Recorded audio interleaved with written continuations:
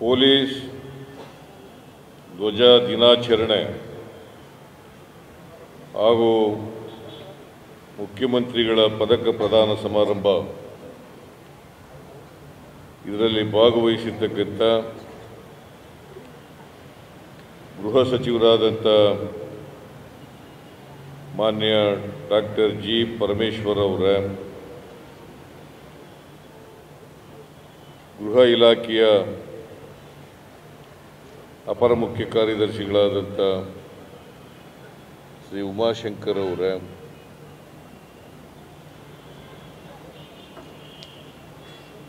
Police ಮಹಾನಿರ್ದೇಶಕರಾದಂಥ doctor Alok Mohan ಅವರ, ಮುಖ್ಯಮಂತ್ರಿಗಳ ರಾಜಕೀಯ ಕಾರ್ಯದರ್ಶಿಗಳಾದಂಥ ನಸೀರ್ ಅಹಮದ್ ಅವರ, ಮುಖ್ಯಮಂತ್ರಿಗಳ ಪ್ರಧಾನ ಕಾರ್ಯದರ್ಶಿಗಳಾದಂಥ ಶ್ರೀ ಅತೀಕ್ ಅವರ, ಹಿರಿಯ ಪೊಲೀಸ್ ಅಧಿಕಾರಿಗಳೇ, ನಿವೃತ್ತ ಪೊಲೀಸ್ ಅಧಿಕಾರಿಗಳೇ, ಎಲ್ಲ ಸಿಬ್ಬಂದಿ ವರ್ಗದವರೇ,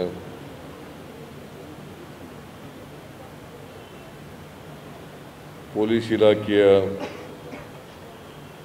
ಎಲ್ಲ ಕುಟುಂಬ ವರ್ಗದವರೇ, ಬಂಧುಗಳೇ, ಮಾಧ್ಯಮ ಸ್ನೇಹಿತರೇ,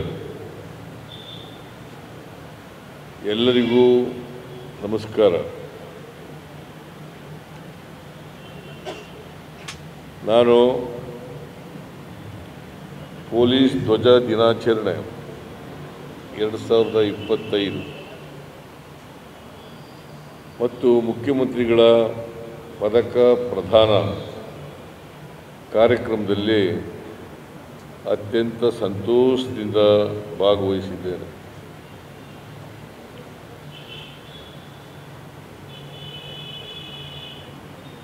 ಈ ಸಂದರ್ಭದಲ್ಲಿ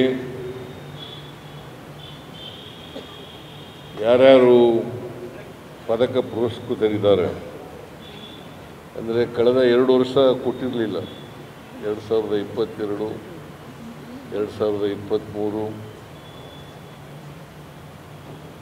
ಆಮೇಲೆ ಕಳೆದ ವರ್ಷ 24. ಈ 3 ವರ್ಷಗಳಿಂದ ಪದಕ ವಿತರಣೆ ಆಗಿರಲಿಲ್ಲ. ಕಾರಣಾಂತರದಿಂದ ಇದು ಮುಂದೂಡಲ್ಪಟ್ಟಿತ್ತು. ಹಾಗಾಗಿ ಈ ವರ್ಷ 3 ವರ್ಷಗಳಿಂದ ಒಟ್ಟಿಗೆ ಪದಕಗಳನ್ನು ವಿತರಣೆ ಮಾಡ್ತಾ ಇದ್ದೀವಿ.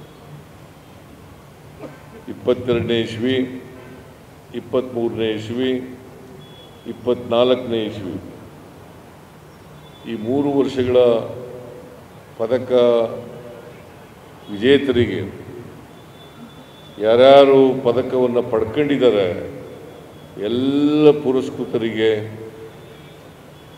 ನಾನು ಅಭಿನಂದನೆಗಳನ್ನು ಈ ಸಂದರ್ಭದಲ್ಲಿ ಹೇಳಲಿಕ್ಕೆ ಬಯಸ್ತಾ ಇದ್ದೇನೆ. ಕೆಲವರು ರಿಟೈರ್ಡ್ ಆಗಿರೋರು ಕೂಡ ಇದ್ದರು, ನಿವೃತ್ತಿಯಾಗಿರ್ತಕ್ಕಂಥವ್ರು. ಅಂದರೆ 22, 23, 24 ಮಾಡದೇ ಇರೋದ್ರಿಂದ ಕೆಲವರು ನಿವೃತ್ತಿಯಾಗಿದ್ದಾರೆ. ಅವ್ರಿಗೂ ಕೂಡ ಆಯುಸ್ಸು ಆರೋಗ್ಯಗಳು ದೊರಕಲಿ ಅಂತೇಳಿ ಈ ಸಂದರ್ಭದಲ್ಲಿ ಆಶಿಸ್ತೇನೆ. ಜೊತೆಗೆ ಯಾರ್ಯಾರು ಪದಕ ಪಡ್ಕೊಂಡಿದ್ದೀರಿ, ಸೇವೆಯಲ್ಲಿ ಮುಂದುವರಿತಾ ಇದ್ದೀರಿ, ಅವರೆಲ್ಲರೂ ಕೂಡ ಇನ್ನೂ ಹೆಚ್ಚು ದಕ್ಷತೆಯಿಂದ ವೃತ್ತಿ ನಿಪುಣರಾಗಿ ಕೆಲಸ ಮಾಡಲಿ ಅಂತೇಳಿ ಈ ಸಂದರ್ಭದಲ್ಲಿ ಹಾರೈಸ್ತೇನೆ. ಕರ್ನಾಟಕ ರಾಜ್ಯ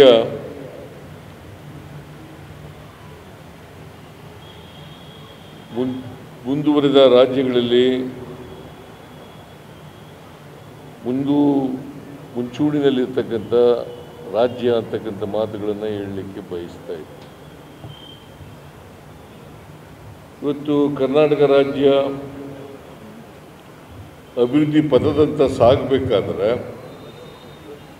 ಅಭಿವೃದ್ಧಿಯನ್ನು ಗಳಿಸಬೇಕಾದ್ರೆ ಪೊಲೀಸ್ ಇಲಾಖೆ ಮಹತ್ತರವಾದಂಥ ಪಾತ್ರವನ್ನು ವಹಿಸ್ತದೆ ಅಂತಕ್ಕಂಥ ಮಾತುಗಳನ್ನು ಈ ಸಂದರ್ಭದಲ್ಲಿ ಹೇಳಲಿಕ್ಕೆ ಬಯಸ್ತೇನೆ. ಶಾಂತಿ, ನೆಮ್ಮದಿ, ಹೆಣ್ಣು ಮಕ್ಕಳ ರಕ್ಷಣೆ, ದುರ್ಬಲರ ರಕ್ಷಣೆ ಮತ್ತು ಆಸ್ತಿ ಪಾಸ್ತಿಗಳ ರಕ್ಷಣೆ, ಇವುಗಳನ್ನು ಪೊಲೀಸ್ನವರು ಭಾಳ ದಕ್ಷತೆಯಿಂದ ಪ್ರಾಮಾಣಿಕವಾಗಿ ನೆರವೇರಿಸಿದಾಗ ಸಮಾಜದಲ್ಲಿ ಶಾಂತಿಯನ್ನು, ನೆಮ್ಮದಿಯನ್ನು ಕಾಣಲಿಕ್ಕೆ ಸಾಧ್ಯ ಆಗ್ತದೆ. ಇದು ಆಗಬೇಕಾದ್ರೆ ನೀವೆಲ್ಲರೂ ಕೂಡ, ಎಲ್ಲ ಪೊಲೀಸು ಇಲಾಖೆಯ ಎಲ್ಲರೂ ಕೂಡ, DGPಯಿಂದ ಕೆಳಗಡೆವರೆಗೂ ಕೂಡ, ಕಾನ್ಸ್ಟೇಬಲ್ವರೆಗೂ ಕೂಡ ಪ್ರಾಮಾಣಿಕವಾಗಿ ದಕ್ಷತೆಯಿಂದ,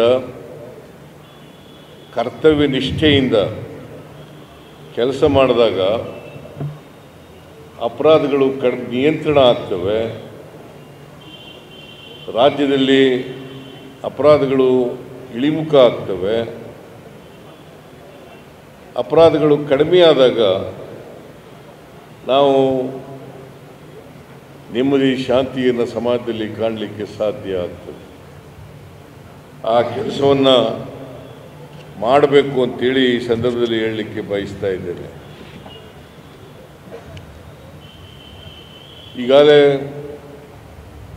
ಗೃಹ ಸಚಿವರು ಪ್ರಸ್ತಾಪ ಮಾಡಿದಂತೆ ಸೈಬರ್ ಅಪರಾಧಗಳು ಹೆಚ್ಚಾಗ್ತಾ ಇದ್ದಾವೆ ಸಮಾಜದಲ್ಲಿ. ಮಾದಕ ವಸ್ತುಗಳು ಸಮಾಜದಲ್ಲಿ ಜಾಸ್ತಿ ಆಗ್ತಾ ಇದ್ದಾವೆ. ಈ ಸೈಬರ್ ಕ್ರೈಮ್ಗಳನ್ನು, ಅಪರಾಧಗಳನ್ನು ನಾವು ಕಡಿಮೆ ಮಾಡ್ತಕ್ಕಂಥದ್ದು ಒಂದು ಸವಾಲು ಅಂತಕ್ಕಂಥದ್ದನ್ನು ನಾವು ಅರ್ಥ ಮಾಡ್ಕೋಬೇಕಾಗ್ತದೆ. ಅದಕ್ಕೋಸ್ಕರ ಇವತ್ತು ಆಧುನಿಕ ವಿಧಾನಗಳನ್ನು ಅನುಸರಿಸಬೇಕು. ಆಧುನಿಕ ಏನೇನು ಆವಿಷ್ಕಾರಗಳಿದ್ದಾವೆ ಆ ಎಲ್ಲ ಆವಿಷ್ಕಾರಗಳನ್ನು ಕೂಡ ನಾವು ಈ ಅಪರಾಧ ಪತ್ತೆ ಹಚ್ಚೋದ್ರಲ್ಲಿ ಮತ್ತು ತನಿಖೆಯಲ್ಲಿ, ಶಿಕ್ಷೆ ಕೊಡಿಸೋದ್ರಲ್ಲಿ ಪ್ರಯತ್ನವನ್ನು ಮಾಡಿದ್ರೆ ಆ ಪ್ರಯತ್ನ ಮಾಡ್ತಕ್ಕಂಥದ್ದಾಗ್ತದೆ. ಆ ಪ್ರಯತ್ನ ಸಫಲ ಆಗಲಿಕ್ಕೆ ಸಾಧ್ಯ ಆಗ್ತದೆ. ಇದನ್ನು ಮಾಡಬೇಕು ಅಂತಕ್ಕಂಥದ್ದು ನಾನು ಪೊಲೀಸ್ನವರಿಗೆ ತಿಳಿಸಲಿಕ್ಕೆ ಬಯಸ್ತಾ ಇದ್ದೇನೆ. ಈಗ ಮಾದಕ ವಸ್ತುಗಳಿದಾವಲ್ಲ, ಇವು ಭಾಳ ಹಾನಿಕಾರಕವಾದದ್ದು. ಸಮಾಜದ ಸ್ವಾಸ್ಥ್ಯವನ್ನೇ ಹಾಳು ಮಾಡ್ತಕ್ಕಂಥದ್ದು. ಇದು ಹೆಚ್ಚು ಹೆಚ್ಚು ಆಗಬಾರ್ದಂತೆ ನೋಡ್ಕೊಳ್ತಕ್ಕಂಥದ್ದನ್ನು ಪ್ರಯತ್ನ ಮಾಡಬೇಕು. ಪ್ರಯತ್ನಗಳು ನಡೀತಾ ಇದ್ದಾವೆ, ಆದರೆ ಇನ್ನೂ ಹೆಚ್ಚು ಪ್ರಯತ್ನಗಳು ಆಗಬೇಕು ಅಂತಕ್ಕಂಥದ್ದು ನನ್ನ ಅಭಿಪ್ರಾಯ. ಈ ಪ್ರಯತ್ನಗಳು ನಡೆದಾಗ ಮಾತ್ರ ಮಾದಕ ವಸ್ತುಗಳು ಕಡಿಮೆ ಆಗ್ತವೆ. ಯುವಜನರು, ನಾವು ಸಮಾಜದಲ್ಲಿ ಯುವಜನರನ್ನ ಮುಂದಿನ ಭವಿಷ್ಯ ಅವರೇ ಸಮಾಜ ನಿರ್ಮಾಣ ಮಾಡೋರು ಅಂತೆಲ್ಲ ಹೇಳ್ತೀವಿ ನಾವು. ಅಂಥ ಒಂದು ಭವಿಷ್ಯದ ಕನಸನ್ನು ನಾವು ಕಾಣಬೇಕಾದ್ರೆ ಈ ಮಾದಕ ವಸ್ತುಗಳು ನಿಯಂತ್ರಣ ಮಾಡ್ತಕ್ಕಂಥದ್ದು, ಬರೀ ನಿಯಂತ್ರಣ ಅಲ್ಲ, ಮಾದಕ